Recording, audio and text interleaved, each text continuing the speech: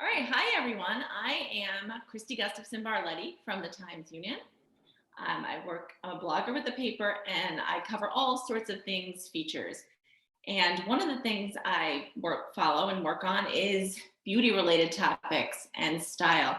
And I know one of the things so many of us so many women, we've been sitting at home, we've been looking at our roots in the mirror, analyzing what's going on with our hair, wishing we could get it cut. And obviously we can't unless we're willing to let somebody in our house do it, our partner, our spouse, our child, whatever. So today we are going to be joined by Abbie Foster White. She's the owner of Shine Salon in East Greenbush.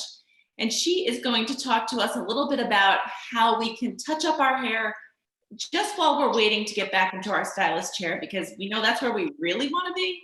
But since we don't have that option right now, Abbie's going to help us in the interim. Hi there, Abbie. Hi, how is everyone? Good. So tell us a little bit about, so I know that we're not encouraging people to do this at home forever, but right now there's no choice in New York. We're still on pause. I think we know that salons will not be in phase 1. They may be in phase 2, but I think that hasn't been decided yet. So at the minimum, we have several weeks until we can get back to our stylist.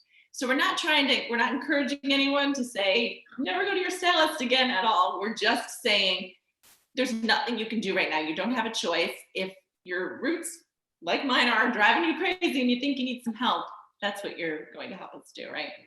Yes, exactly. What you can get from a home color kit or a box yourself, you're not going to be able to recreate really what your stylist does. But that being said, drastic times call for drastic measures. And I know part of my job as a stylist is to not only make my clients look beautiful, but to help them feel better too. That's probably the bigger part of my job. So, if I can help my clients to feel better by guiding them through a process to get rid of the gray, if they look in the mirror, they see the gray, it makes them feel really miserable, really, right? I want to do everything I can to help. So that's why today we thought we would do a little informational tutorial on how to do that at home. Because you often see people on Facebook, they'll post and say, look, I put on real clothes today, or I put on my makeup, or I did my hair. And they all say it's because it makes them feel better. So many of us just kind of sit around all day, maybe with the ponytail or the sweatpants or whatever. Yes. And it's not vain or superficial. It's just true. We feel better when we kind of take time to care for ourselves. And part of that can be appearance. So right. I think you're going to help us with, 5 steps to touching up at home that'll hopefully help us get through until we can go see our stylist. Yeah, I have clients who come to the salon every 2 to 3 weeks for gray retouches. And, they really can't wait months and months, or they don't want to wait. And I don't want to ask them to do that. So I feel like it's better if I can get them a product that I think is effective and safe, and kind of give them a little idea of how to do it themselves. I think, it helps everybody. And at least as a stylist goes, I know what they're putting on their hair. I wouldn't say this is a time to get super creative with your hair. I wouldn't, try to do a vivid color or do anything that involves lightener or bleach. You want to stick to the basics. Just get rid of your gray, hold you over until you can get back with your stylist. So that's a good tip. It's not time right now. I shouldn't decide that I want to have red hair or something like that. You kind of need to stick with what you've already got. Just help what's there versus going for a big change. Yeah, I would wait on the big changes until you can go in with your stylist, because there's a lot of things that come into play when you're coloring your hair. Your porosity, the thickness of your hair, what perhaps you have on your hair. All of those things determine the outcome, and those are factors that your stylist is going to take into consideration when she's carefully planning out your hair plans. So you don't want to jump ahead and try to do something that maybe is just a little bit out of your expertise. All right, so we're going to touch up at home. So what is the first step? Okay, so step 1, and this is my quarantine Scarlett. She's got her quarantine bun that, I was rocking early this morning and pretty much every day since I've been home. So you are going to first kind of lay out your supplies. So you want to get an old towel that you're not, married to. And you've got your color laid out. You want to have a brush and a wide tooth comb and your gloves and some clips. So all of these things are what you're going to be using. And if you have them all right in front of you, it's a lot easier than trying to figure out what's what. So I'm going to start by, that would be step one. Step two is you're going to prepare her hair. So we're going to take her bun out and I'm going to brush through it and get ready to section. And so roughly how many clips would you say you typically need for an average size? I know some women have much thicker hair than others, but if I'm going to, in my grocery order, put in for some clips, do I need a 3-pack, a 6-pack? Yeah. Doesn't? Well, I mean, you could always go with the 6-pack. I mean, I would say for this, you're probably only going to use 2 to 3, okay. But it can't hurt to have a few extras, okay, for sure. So I'm going to comb out her hair. No, and I'm going to work. Sorry, go ahead. I was just going to say, is it easier to do this whole thing yourself, or is it better to have somebody who lives with you help you if you have that option? I think if you have someone to help you, it's much easier, especially for the application, because the front and the top, you should be able to handle yourself. But when it gets to the back, it gets a little bit tricky. So if you have somebody who can help you apply, that's not a terrible idea.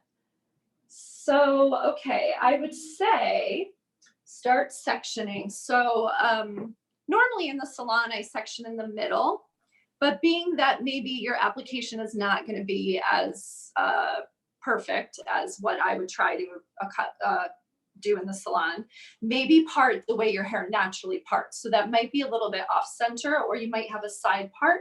Usually that's also where most people get a heavier gray.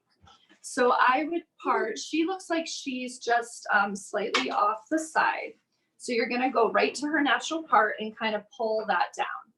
And then starting where the part ends, you're gonna take your wide tooth comb and you're gonna go down to her ear. And that right there will be your first section. I don't know if you can see that okay. Okay, so that piece in the front now is your front set, on her left, the front left, her piece is her first section. Yes, from the top of her part down to her ear. Okay. And then you're going to comb that forward. And that will be your first section. And then we're going to clip it. You're going to, what's that? Are we clipping it or just separating right now? For now, I would just separate it. Okay. Then you're going to go to the other side and you're going to draw the same straight line down to her ear. And you can pull that forward. And all of the hair from the crown to the back will be your back section. All right, yeah, so we can just put the camera down a little bit so we can see the head a little bit more with the. I think you have to tilt it a little bit. There you go. This maybe. There we go. Now we can see how her hair is sectioned. Okay, perfectly. That's perfect. Thank you. Okay, and I can even turn her so you can see the back section. Perfect. Okay. Okay. So now you're going to clip that back section off so that hair doesn't get in your way.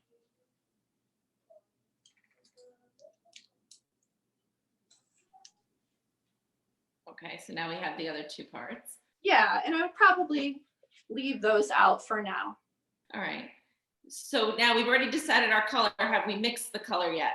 No, that's the next step. You don't want to mix it too early because you don't want it sitting and oxidizing while you're doing everything else. So now we'll mix your color. Typically, the kits that I've been kind of sending my client come with a bowl and a brush, and it's more of a cream based, but most box colors are usually a bottle. So I'm going to go ahead and mix a bottle color so that you can see kind of what that looks like. Okay. Yes, I think that's a good point. I know you had said that people can reach out to their stylist, and I have seen several stylists on social media offering that. And some have even said that their stylists are willing to kind of FaceTime them and walk them through the process. Yes, I've done that with my clients as well. And I've also offered kits that get shipped right to their house. So I know that I'm picking the shade for them. And I'm picking a product that's going to be safe and effective, and it's just shipped right to them. And then once they get it, I get on the phone with them. I help them open the box, show them what to do. So it's really still very interactive with me, even though they're doing it themselves. Okay. Yeah. And then while you're mixing, I have one other question for you Sure. too. One of the things I saw that online, if people want to use a box color, then they may want to probably purchase 2 boxes. They might think they only need 1, but if they run out of one halfway through, then what are you going to do? You're not running back out to the store and in your mask, half done head and letting your hair. Or you might not be able to find that color again. So it is a good idea to buy 2, just in case you need it. Hopefully you won't, and we'll be back in the salon before you know it, but just in case, it's a good idea to keep it consistent. Okay. Yeah, so mixing the color, typically it's gonna come with 2 parts. You're gonna have your developer and you're gonna have your color. Most likely, most of the time, these are gonna be mixed in equal parts. Obviously follow the box for the kit that you get, but typically that's what it's going to be. That's a standard mix. Okay. So you are going to put your developer in the bottle, and my bottle has a nice little measuring guide. If you don't have a measuring guide with whatever bottle you use, you can just say, okay, I'm using half of this bottle and half of this bottle. As long as it's in equal parts, you're okay. And if you mess it up a little bit, if you add too much of one or not enough of another, it will still be okay. So don't panic if it's not perfect. So I'm gonna go ahead and put in my developer. And you were saying, I know you said that when you mix kits and a lot of other kits, they come with the bowl and the brush if they're using a cream, and this is obviously. Yes, yep. And typically the gloves as well. And then so the gloves and the bottle would come in the box typically too. Yes, yep. Okay. So you're not trying to go out and buy all these different supplies from different places. No, I mean, I would have gloves on hand just in case. I'm not sure if every box comes with a set, but you know, it can't hurt. So I've got up to my 1 here with developer, and now I'm gonna pour in my color. And I'm gonna go right up to the 2. Okay. Now you shake that, and then does that have to sit or does it go right on? No, you're gonna put it right directly on. When it sits, it starts to oxidize, and you'll notice when that happens that the color turns darker as well. That's okay, but don't mix it and then let it sit for a half hour and come back. You wanna mix it right before you apply it. Okay. So now I am just putting my finger over the top so you don't get a mess, and I'm gonna shake it.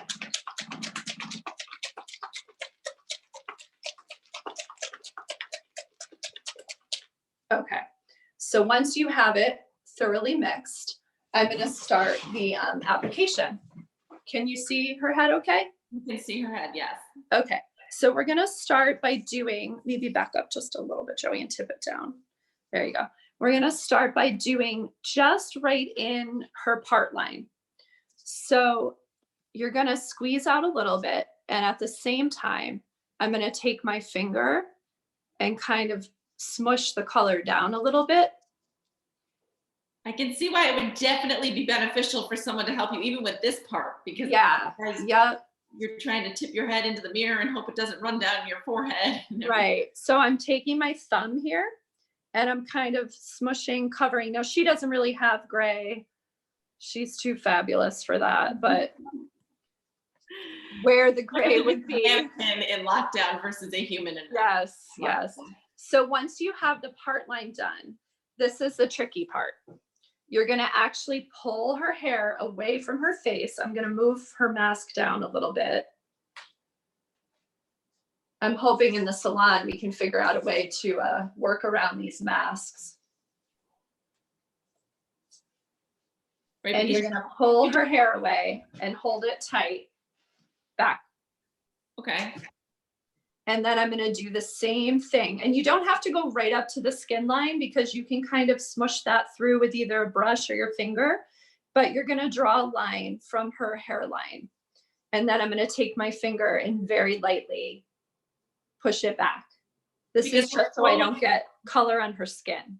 And we're totally, that's what I was going to ask you. So we're focusing solely on section 1 right now. Yes. Yeah. The part and the hairline. And do you have any tips to help readers and viewers who are concerned about kind of having that line. You know, sometimes you get the halo if you try to do it at home, especially if it's a darker color. Now, granted, we're not showing it for anybody to see it, but it's still there. Yeah. If you're worried that you're going to get staining or you're not going to be able to be as neat, it's not a bad idea. You could put a little bit of conditioner around your hairline, which will help block the color. You're not going to want to get that up into your hair though, because if you hit the gray hair with the conditioner, there's a good chance that the color won't take in that spot as well. So just keep it right on your skin if you want to have some sort of blocking cream. So I'm just kind of going through and pushing this back as I go. And then I'm going to do the same thing around, whoa, she's falling down. I'm going to do the same thing around her ear.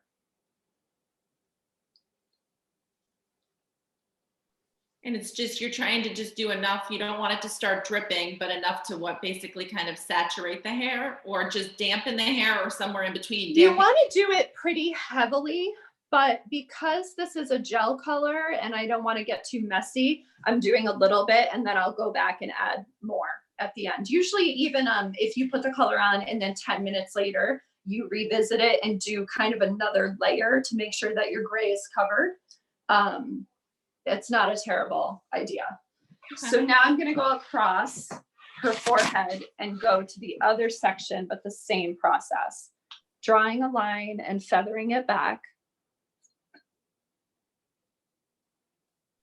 Now, I know some people I've seen that you can put a little bit of Vaseline around your hairline. Do you believe that works, or does it just create a huge? Well, it's the same idea as doing a conditioner. I guess my concern with the Vaseline is that would be a true color blocker. And if it did get on your hair, the color would not go through that. Okay. So I think conditioner is just a little safer as far as gray coverage. So now I'm a little bit of a perfectionist and this would really bother me in the salon. So I'm going to grab a paper towel and kind of clean that up. Okay. All right. So while she's grabbing a paper towel for anybody who just joined us, this is Abbie Foster White. She's with Shine Salon in East Greenbush, and she is helping us figure out kind of how to touch up our grays at home until we can get back into the salon. So far we've sectioned our hair into 4 parts and clipped it back in the back. And we're working on the front 2 sections. And we've mixed the color and learned that we don't mix it in advance because it can start to oxidize. So we mix it once we're ready to go. Wearing gloves is another good tip that we got so that our hands don't stain. And I think hopefully many of us now have gloves even around our house with everything that's going on. And one of the other things we had talked about, if you're just joining us, is how this is not the time to take risks or go for a big change. We're going to wait for that until we get back into the salon. Right now, it's more just kind of that maintenance time of, all right, I'm going to stay blonde, but take a couple, try to minimize my gray, or I'm going to stay brunette or stay redhead. Right, those kind of the things so far. Did I miss anything that we had talked about? No, I think that's it. I'm just moving on now to, okay, so originally when we parted the hair, we drew the line from the crown and the stop where her part stops down to her ear. So now you're going to follow that same line with your application, and you're going to kind of pull this hair forward again. I don't know if you can see it from the side, maybe Joey can. And then also, I know I've had a ton of questions, but if anybody watching has questions, on YouTube or Twitter or Facebook or anywhere else, we would be happy to take them. Abbie's happy to answer them. I can't answer them. I have no idea what I would be doing with my hair, but she's the expert and we'll be happy to answer them and we'll share. So please don't hesitate to ask any questions at all, because I'm sure if you're wondering, it means that someone else is wondering as well. Yeah. What is a question that maybe a lot of your clients have asked or text? I know I text you with stuff all the time. People are texting you questions about their hair related to touching up at home. Is there one main thing that people seem to struggle with or are uncertain about? I haven't gotten a ton. I mostly get, can you come to my backyard and do my color, or can you mix my color on the porch and hand it to my husband? I haven't gotten too many technical questions, just a lot of, when are you coming back? Please come back soon. Right. So, which is understandable. And that's when you say that, that's an interesting thing, because I know that obviously, like we said in the beginning, we just don't know. We know that salons are not in phase 1 of opening, but we're not sure what phase they'll be in. Right, right. Have you heard that some salons are starting to take appointments with an anticipated date in mind, and then if that doesn't work, kind of shifting everybody? Or do you seem to think that more salons are saying they're waiting for a firm date and then opening up the appointment? Yeah, I think that depends on the salon. I do know of a lot of people who are rescheduling their clients and then dealing with it as they go. But for me, because we don't have a firm date, I would rather wait. It's really hard when you have a list of 100 people to give them spots and then have to go back in and call everybody all over again. So I've just been putting a lot of Facebook updates and contacting my clients individually and saying, don't worry, you're on a list. I kept my book exactly the same as though I were open. So when I do go to reschedule, I can go back to the first people that were canceled and start kind of working my way up. So, I think everybody has a different way of handling it, but it'll be good. It'll be fine. We'll get everybody in. Well, that's what I was wondering too. Yeah. I wondered if some, salons, many of them, not all of them, but many of them are typically closed on Sunday and Monday. Yeah. Do you think with the reopening, there might be a little bit of a shift in schedule, because there'll be what, 2-3 months worth of clients to fit in? Absolutely. Yeah. I think we're all going to be working quite a few more hours. And I think childcare plays into fact with that for a lot of people too. So there might be some Sundays when, their spouse might be home to watch the kids, just because it's not going to be the same normal schedule that we're all used to, for sure. That's a good point. Yeah. Yeah. Normally you can sneak out and get your hair colored when your kids are at school or camp, right. that kind of thing. So yeah. We actually have a question from Peggy Cook. It comes from Facebook. And she would like to know, how do you get the color to be vibrant and healthy looking? So, so that it's not dull. How do you get that nice vibe that you look like a Well, with a box color, that can be tough, because sometimes they tend to look very over pigmented and kind of shoe polish looking at times. Like a toupee. So when you're using a box color, I recommend really just stick with the gray. If you want something to vibrant, to give your ends more vibrance and to kind of shine and have that with the ends of your hair, I would probably order something separate. The company that I'm working with has a gloss, which is similar to a toner that you might hear your stylist talk about. The gloss is to kind of close up the cuticle, add shine, add pigment, add color.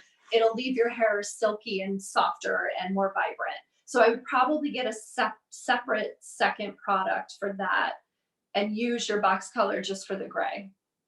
Is the gloss something that you can apply without actually coloring your hair? Like if I just wanted my hair in general to look more vibrant? Absolutely. Yeah, they make glosses that are clear if you don't want to change your color and you just want to add a lot of shine. They make them with tints. They can even make them if you're a platinum blonde and you have a lot of gold and you feel like your hair is getting brassy over time.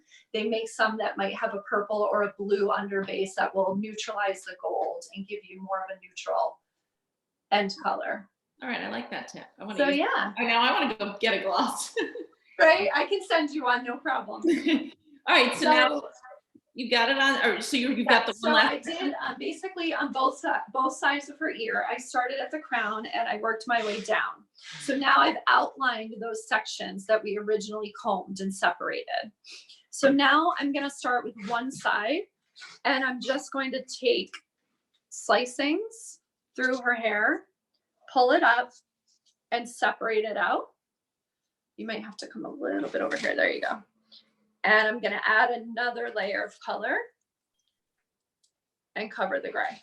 And then I'm going to slice down again, pull it up, pull it down. I'm running out of color here. Do my color, push it in. And you're just going to follow that all the way down. You've already done her hairline and you've already done her partings. So now you're just going to tackle her actual regrowth. And this part is faster. You can really just kind of rub it in there. And you're focusing more on your top of your head, like the crown, versus worrying about, say, underneath here or in the back or anything like that. Well, you're going to get to that too. but this is just a more organized, neater, less messy way of doing it. And this will also ensure that you, did I get it somewhere? That you will hit all of the gray and you won't miss any spots. You're just being very organized about how you put the color on. Okay. All right. And then how long will it sit on your hair once you're done? So for processing, every kit is a little bit different, but typically they're anywhere from 30 to 45 minutes. And being that maybe it's not as, I don't want to say as strong, because sometimes box colors are actually a lot stronger than what we use in the salon, but sometimes the coverage isn't as good. So I would err on the side of longer than shorter. If you take it off in 20, 25 minutes, there's a good chance your gray will not be covered. Okay. So when you apply, you're going to do both of those sections, and then you're going to do the same thing to the back. You're just going to slice through the whole back of the hair. This probably won't be as accurate as these two, but that's okay, because most people are not going to be looking underneath, you know, at the nape of your neck. So, and then I just thought of something too. I'm guessing you obviously are going to go wash this out in the shower, because none of us really have one of those sinks at home that they use in the salon. So yeah. I'm guessing you want to wear a button-down shirt or a robe or something when you're doing this, so you're not pulling your good clothes out of your head. You're wearing this beautiful shirt while doing this, and I'm thinking, I hope she's not getting any. Oh, no. But yes, you don't want to wear anything you care about, and you want to wear something just like when you're doing an updo or a style. You want something that is buttoned down, that you don't have to pull over your head.